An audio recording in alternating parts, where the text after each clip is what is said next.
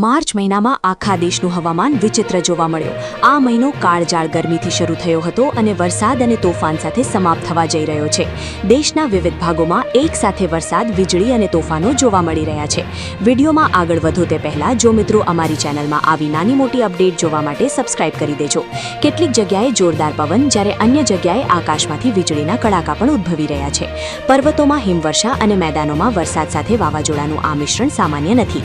હવામાન પેટર્નમાં આ ફેરફાર એ સ્પષ્ટ સંકેત આપે છે કે આવનારા દિવસો અત્યંત મહત્વપૂર્ણ રહેશે અને સહેજ પણ બેદરકારી ચાલી નહીં શકે। હવામાન વિભાગે IMD આ અંગે ચેતવણી પણ જારી કરી છે।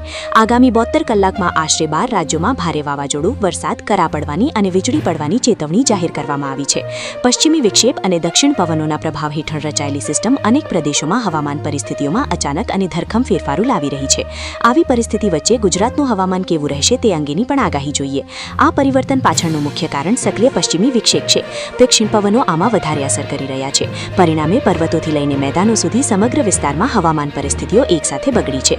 કેટલાક વિસ્તારોમાં જોરદાર પવન ફૂંકાઈ રહ્યો છે, જ્યારે કેટલાક વિસ્તારોમાં કરા પડી રહ્યા છે। ઘણા વિસ્તારોમાં વીજળી પડવાનો ભય યથાવત છે। આ જ કારણોસર હવામાન વિભાગ સતત લોકોને સતર્ક રહેવાની સલાહ આપી રહ્યું છે। આગામી 3 દિવસ રાહત અને સંભવિત જોખમો બંનેનું મિશ્રણ લાવશે તેવી અપેક્ષા છે। આ અસર એવા રાજ્યોમાં સૌથી વધુ જોવા મળી રહી છે જ્યાં રવિ પાક લણણી માટે તૈયાર છે। ભારે પવન અને કરા ખેડૂતોમાં ચિંતાનું કારણ બની ગયા છે। વધુમાં વીજળી પડવાની ઘટનાઓ જાહેર સલામતી માટે ખતરો બની રહી છે। આ સંજોગોમાં દરેક વ્યક્તિએ હવામાન અપડેટ્સ પર નજીકથી નજર રાખવી જરૂરી છે।